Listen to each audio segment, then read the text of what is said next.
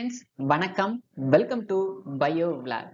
இந்த வீடியோல ஃபங்கையோட previous year கொஸ்டின்ஸை discuss பண்றதுக்கு முன்னாடி ஃபங்கையோட பழைய சிலபஸை புது சிலபஸோட கம்பேர் பண்ணி பார்த்துடலாம். ஃபங்கையோட சிலபஸ்ல 3 டிஃப்ரெண்ட் டாபிக் கம்ப்ளீட்டா உங்களுக்கு புதுசா கொடுத்துருக்காங்க. First one, contribution of Indian mycologist, for example C V Subramanian அப்படின்னு கொடுத்துருக்காங்க. உதாரணத்துக்காக மட்டும்தான் இங்க சிவி சுப்பிரமணியனை மென்ஷன் பண்ணியிருக்கிறாங்க. வெறும் சுப்பிரமணியனை பத்தி மட்டும்தான் கேட்பாங்க அப்படின்னு எந்த ஒரு கட்டாயமும் கிடையாது. ஏன்னா இங்க இந்தியன் மைக்காலஜிஸ்ட் அப்படின்னு ப்ளூரல்ல முடிச்சிருக்கிறாங்க. விச் மீன்ஸ் சுப்பிரமணியன் இவரை மாதிரி இருக்கக்கூடிய மற்ற சயின்டிஸ்ட பத்தியும் நீங்க படிக்க வேண்டியது வரும். ரெண்டாவதா, ஃபாசில் ஃபங்கை. இதுக்கு முன்னாடி நம்ம ஃபாசில்ஸ் எல்லாம் பத்தி பேலியோபாட்னி அப்படிங்கிற யூனிட்ல படிச்சுக்கிட்டு இருந்தோம். ஆனா பேலியோபாட்னி யூனிட்ல கூட ஃபாசில் ஃபங்கைன்னு ஒரு டாபிக் கிடையாது. இந்த தடவை ஃபங்கைல ஃபாசில் ஃபங்கையை பத்தி புதுசா ஆட் பண்ணி இருக்கிறாங்க. அடுத்ததா, மஷ்ரூம் கல்டிவேஷன். இந்த டாபிக்கும் இந்த தடவை தான் புதுசா உங்களுக்கு ஆட் பண்ணி இருக்கிறாங்க.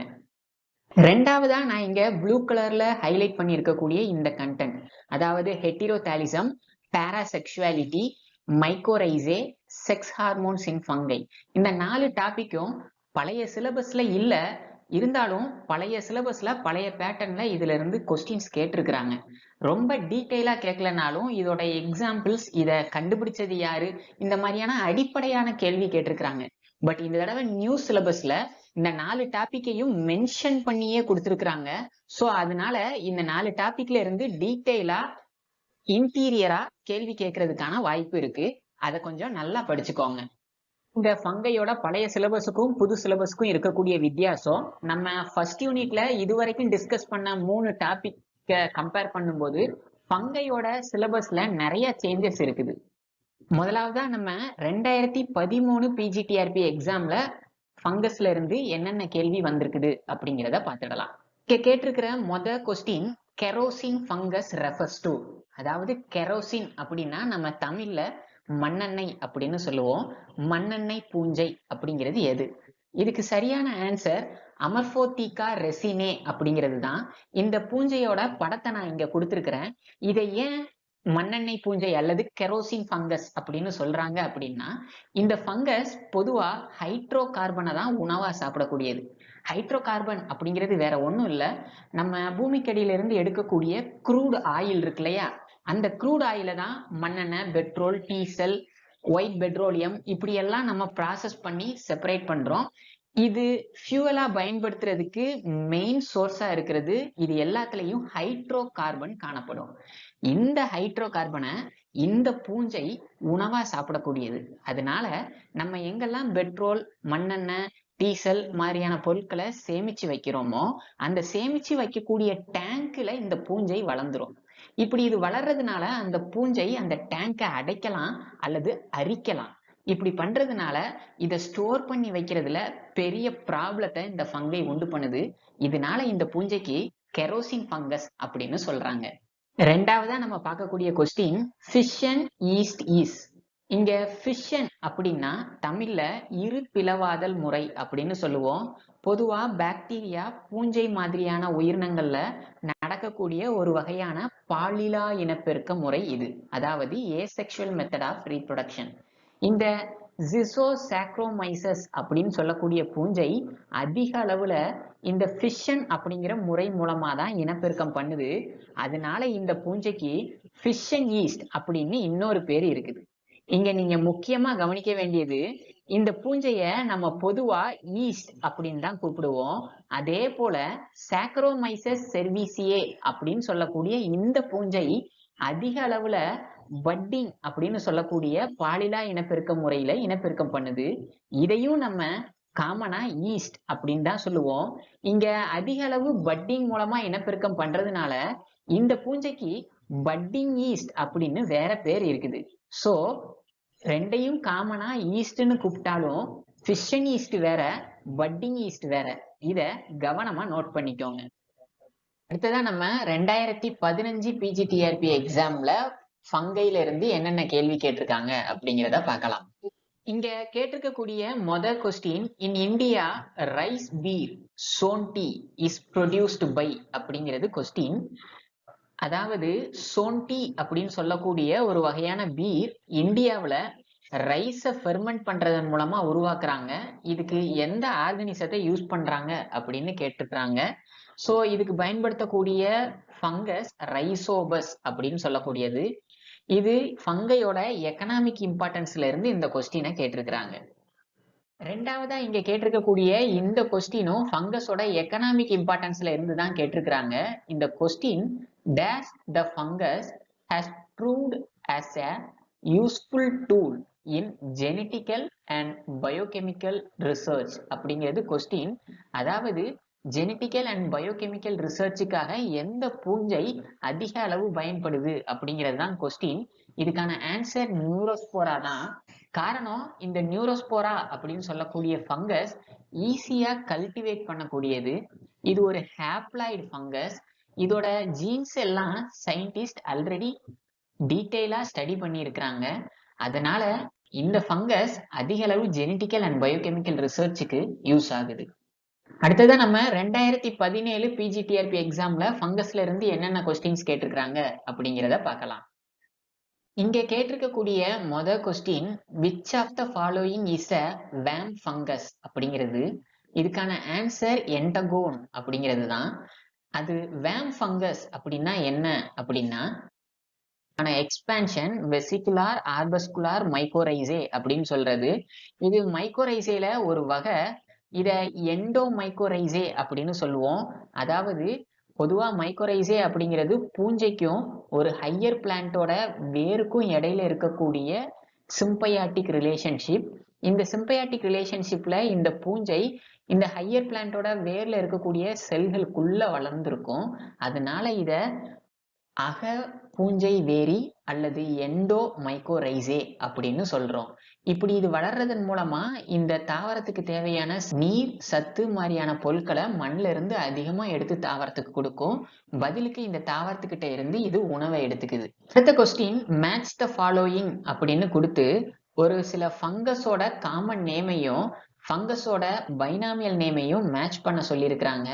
ஸோ இங்க மொரல் அப்படிங்கிறதுக்கு மார்ச்செல்லா அப்படிங்கிறது தான் அதோட சயின்டிபிக் நேம்.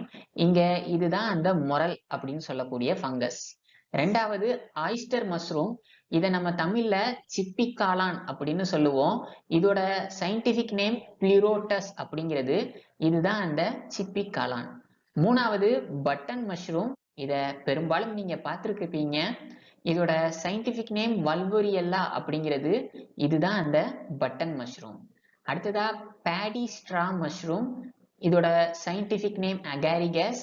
இதைத்தான் நம்ம பேடி ஸ்ட்ரா மஷ்ரூம் அப்படின்னு சொல்றோம். அடுத்த கொஸ்டினும் அதே போல 2 ஃபங்கை அண்ட் 2 பாக்டீரியாவோட நேமை கொடுத்து அதோட சயின்டிபிக் நேமோட மேட்ச் பண்ண சொல்லியிருக்கிறாங்க. இங்க நான் ஃபங்கையை பத்தின பிக்சர்ஸ் மட்டும் தந்திருக்கிறேன். பாக்டீரியாவை பத்தி பாக்டீரியா வரும்போது நம்ம பார்க்கலாம். ஸோ இங்க ஃபர்ஸ்ட் ஒன் ரே ஃபங்கை. இதுக்கான சயின்டிபிக் நேம் நொக்கார்டியா அப்படிங்கிறது. இதுதான் அந்த ரே ஃபங்கை. அடுத்ததா வேம் ஃபங்கை. வேம்னா என்னங்கிறத ஏற்கனவே நம்ம பார்த்தோம். இதுக்கு சயின்டிபிக் நேம் குளோமஸ் அப்படிங்கிறது. இது ஒன் ஆஃப் த எக்ஸாம்பிள் தான். வேம் ஃபங்கைல நிறைய ஃபங்கஸ் காணப்படுது. ஸோ இங்க குளோமஸ் ஃபங்கஸோட ஸ்ட்ரக்சரை நான் கொடுத்துருக்கிறேன். அடுத்ததா நம்ம 2019 பிஜிடிஆர்பி எக்ஸாம்ல ஃபங்கைல இருந்து என்னென்ன கொஸ்டின்ஸ் வந்திருக்குங்கிறத பார்க்கலாம். அடுத்ததா கேட்டிருக்கக்கூடிய இந்த கொஸ்டின் நம்மளோட 11th டெக்ஸ்ட் புக்லயே இருக்குது. மழைக்கு பின் வரும் மண் வாசனைக்கான காரணி எது அப்படிங்கிறது கொஸ்டின். இதுக்கான ஆன்சர் நான் இங்க கொடுத்திருக்கிற மாதிரி ஜியோஸ்மின் தான். ஆக்சுவலா மண்ணுல வாழக்கூடிய ஸ்ட்ரெப்டோமைசஸ் அப்படின்னு சொல்லக்கூடிய மைசீலியா ஃபார்ம் பண்ணக்கூடிய ஆக்டினோ பாக்டீரியா தான் இந்த ஜியோஸ்மின் அப்படின்னு சொல்லக்கூடிய ஒரு வேதிப்பொருளை சுரக்குது. இது மழை பெய்யும் போது மண்ணில் இந்த வேதிப்பொருளை சுரக்கிறதுனாலதான் நமக்கு மண் வாசனை ஏற்படுது. அகைன் எக்கனாமிக் இம்பார்ட்டன்ஸ்ல இருந்து வந்திருக்கக்கூடிய அடுத்த கொஸ்டின் அஃபெல்லோடாக்சின் என்ற பூஞ்சை நஞ்சினை உற்பத்தி செய்யும் பூஞ்சை எது அப்படின்னு கேட்டிருக்கிறாங்க. ஸோ இந்த அஃபெல்லோடாக்சின் அப்படின்னு சொல்லக்கூடிய நஞ்சை உருவாக்கக்கூடிய பூஞ்சை இந்த ஆஸ்பர்ஜில்லஸ் ஃபிளேவஸ் அப்படின்னு சொல்லக்கூடிய பூஞ்சை தான். இங்க கேட்டிருக்கக்கூடிய அடுத்த கொஸ்டின் இலைகளில் இலைத்தாள், அதாவது இங்கிலீஷ்ல லாமினா அப்படின்னு சொல்லுவோம், இந்த பகுதி இல்லாத பெரணி எது அப்படின்னு கேட்டிருக்கிறாங்க. இதுக்கான சரியான ஆன்சர் பிலுலேரியா அப்படிங்கிறது தான்.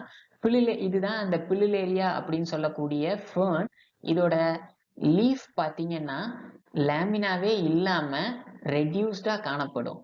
அடுத்ததா இங்க கேட்டிருக்கக்கூடிய கொஸ்டின், எதில் சீனோசைட்டிக் மைசீலியம் காணப்படுகிறது அப்படிங்கிறது தான். இங்க சீனோசைட்டிக் மைசீலியம் அப்படின்னா என்னன்னா, இந்த மைசீலியத்தை பார்த்தீங்கன்னா இதுல ஒவ்வொரு செல்லுக்கும் இடையில செல் சுவர் அப்படின்னு ஒண்ணு உருவாகி இருக்குது. அதனால இந்த ஒன்னொன்னையும் ஒரு செல்லா பிரிக்கப்பட்டிருக்குது. ஆனா இங்க நடுவுல குறுக்கு சுவர் எதுவுமே உருவாகல. அதனால ஒட்டுமொத்தமா இந்த டியூபுக்குள்ள புரோட்டோபிளாசம், நியூக்ளியஸ் மாதிரியான பொருட்கள் அங்கங்க பரவி காணப்படுது. இந்த மாதிரி குறுக்குச்சுவர் இல்லாத ஒரு மைசீலியத்தை தான் நம்ம சீனோசைட்டிக் மைசீலியம் அப்படின்னு சொல்லுவோம்.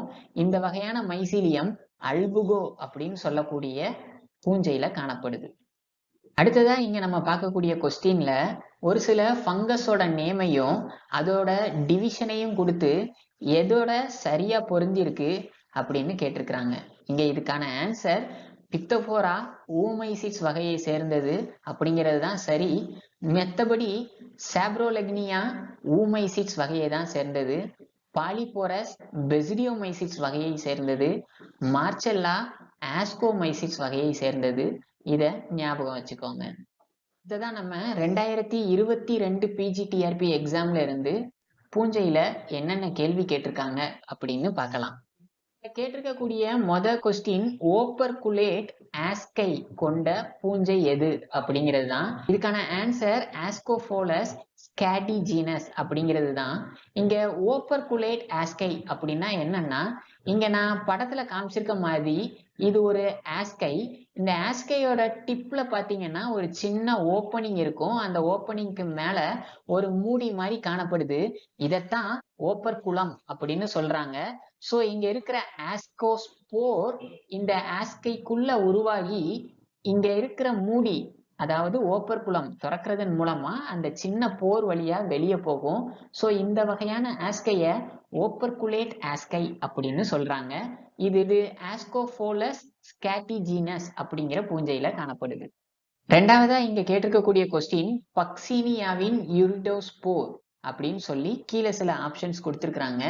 இங்க இவங்க கொடுத்துருக்கிற ஆப்ஷன்ல சரியா மேட்ச் ஆகிறது யூரிடோஸ்போர் அப்படிங்கிறது இரு நியூக்ளியஸ்களை கொண்டது அப்படிங்கிறது தான். இங்க யூரிடோஸ்போரோட டயக்ராம் கொடுத்துருக்கிறேன். இங்க ஒரு செல்லுக்குள்ளேயும் 2 உட்கரு இருக்கிறத நீங்க பார்க்கலாம். ஸோ சரியான ஆன்சர் ஆப்ஷன் டி அப்படிங்கிறது தான். இது மட்டும் இல்லாம பக்சீனியால மொத்தம் 5 வகையான ஸ்போர்கள் உருவாகுது நான் கொடுத்திருக்கிற மாதிரி. இந்த 5 வகையான ஸ்போர்கள்ல இருந்து அடிக்கடி கேள்வி கேட்பாங்க. இது எந்த மாதிரியான ஹோஸ்ட்ல ப்ரொடியூஸ் ஆகுது, எந்த ஸ்டேஜ்ல ப்ரொடியூஸ் ஆகுது அப்படிங்கிற மாதிரி. ஸோ இந்த பக்சீனியாவை பத்தி கொஞ்சம் டீட்டெயிலா நல்லா படிச்சுக்கோங்க. அடுத்ததா இங்க கேட்டிருக்கக்கூடிய கொஸ்டின், புரோட்டிஸ்டா தொகுதியில் காணப்படும் உயிரினங்களில் புரோட்டோசோவா மற்றும் பாசிகளை தொடர்ந்து கீழ்கண்டவற்றுள் ஒன்று உள்ளது அப்படின்னு கேட்டிருக்கிறாங்க. ஃபர்ஸ்ட் இங்க புரோட்டிஸ்டா தொகுதி அப்படிங்கிறது என்ன அப்படின்னா, விட்டேக்கரோட 5 கிங்டம் கிளாசிபிகேஷன்ல லிவிங் ஆர்கானிசத்தை மொத்தம் 5 கிளாஸா பிரிச்சிருப்பாரு. மொனிரா, புரோட்டிஸ்டா, ஃபங்கை, பிளான்டே, அனிமாலியான்னு. இதுல 2வது கிளாஸ் தான் புரோட்டிஸ்டா அப்படின்னு சொல்லக்கூடியது. இந்த கிளாஸ்ல யூனிசெல்லுலார் யூகாரியாட்டிக் ஆர்கானிசத்தை செப்பரேட் பண்ணியிருப்பாரு. ஸோ இங்க இவங்க சொல்லியிருக்கிற மாதிரியே புரோட்டோசோவா, பாசி இந்த ரெண்டுமே யூனிசெல்லுலார் யூகாரியாட்டிக் ஆர்கானிசம். அதோட ஸ்லைமோல்ட் அப்படிங்கிற யூனிசெல்லுலார் யூகாரியாட்டிக் ஆர்கானிசமும் இந்த புரோட்டிஸ்டா குரூப்ல தான் இருக்குது. எக்கனாமிக் இம்பார்ட்டன்ஸ்ல இருந்து கேட்டிருக்கிற அடுத்த கொஸ்டின், இதில் எவை சிட்ரிக் அமிலம் தயாரிக்க பயன்படுகிறது அப்படின்னு கேட்டிருக்கிறாங்க. இங்க இவங்க ஆப்ஷன்ல கொடுத்திருக்கிற 3 ஸ்பீசிஸ்மே, அதாவது ஆஸ்பர்ஜில்லஸ் நைகர், ஆஸ்பர்ஜில்லஸ் கிளவேட்டஸ், மியூக்கர் பைரிஃபார்மிஸ் அப்படிங்கிற இந்த 3மே சிட்ரிக் அமிலம் தயாரிக்க பயன்படுது. ஃபங்கைல நீங்க படிக்க வேண்டிய கண்டென்ட்டை மொத்தமா 5 சப் ஹெட்டிங்ஸா நான் பிரிச்சிருக்கிறேன். இதுல ஃபர்ஸ்ட் ஒன் ஃபங்கையோட ஜெனரல் கேரக்டர் பத்தி படிக்கிறது. இந்த புது சிலபஸ்ல உங்களுக்கு கொடுத்துருக்கிற பாராசெக்சுவாலிட்டி இன் ஃபங்கஸ் கேஸ் ஸ்டடி அப்படின்னு சொல்லும்போது இந்த கிளாஸஸ்க்கு கீழே வரக்கூடிய ஒரு சில ஸ்பீசிஸ், ரைசோபஸ், மியூக்கர், பக்சீனியா, இந்த மாதிரியான ஸ்பீசிஸை பற்றி டீட்டெயிலாக படிக்கிற மாதிரி இருக்கும். அதை தான் கேஸ் ஸ்டடின்னு மென்ஷன் பண்ணியிருக்கேன். தென் எக்கனாமிக் இம்பார்ட்டன்ஸ், கிளாசிஃபிகேஷன், இப்படி 5 ஹெட்டிங்ஸ் நீங்கள் படிக்க வேண்டியது இருக்குது. ப்ரீவியஸாக இதில் இருந்து வந்திருக்கக்கூடிய கொஸ்டின் பார்த்தீங்கன்னா கிளாசிஃபிகேஷன் தவிர்த்து மிச்சம் இருக்கக்கூடிய 4 ஹெட்டிங்ஸ்லையுமே ஒரே மாதிரியாக கேட்டிருக்கிறாங்க. ஸோ 4மே ஈக்குவலாக இம்பார்ட்டன்ட். இதில் ரொம்ப அதிக முக்கியத்துவம் நீங்கள் கொடுத்து படிக்க வேண்டியது ஃபங்கையோட எக்கனாமிக் இம்பார்ட்டன்ஸும் அதில் இருக்கக்கூடிய கேஸ் ஸ்டடி பற்றியும், விச் மீன்ஸ் ஒவ்வொரு இண்டிவிஜுவல் ஸ்பீசிஸை பற்றியும் படிக்க வேண்டியது இருக்கும். மட்டும் இல்லாமல் parasexuality, heterothallism, fossil fungus and contribution of Indian scientist, இந்த மாதிரியான டாபிக் எல்லாம் இந்த தடவை உங்களுக்கு புதுசாக கொடுத்துருக்கிறதுனால இந்த மாதிரியான டாப்பிக்ல இருந்து கொஸ்டினை அதிகமாக எதிர்பார்க்கலாம். அந்த மாதிரியான டாபிக்கு அதிக இம்பார்ட்டன்ஸ் கொடுத்து படிச்சுக்கோங்க. இந்த வீடியோ உங்களுக்கு பிடிச்சிருக்கும் அப்படின்னு நம்புகிறேன். பிஜிடிஆர்பி பாட்னி சம்மந்தமாக உங்களுக்கு எந்த டாப்பிக்கில் வீடியோ வேணும் அப்படிங்கிறத கமெண்ட்டில் சொல்லுங்கள். அண்ட் பிஜிடிஆர்பி பாட்னி சம்மந்தமான தொடர்ச்சியான வீடியோவுக்கு இந்த சேனலை சப்ஸ்கிரைப் பண்ணிக்கோங்க. தேங்க்யூ.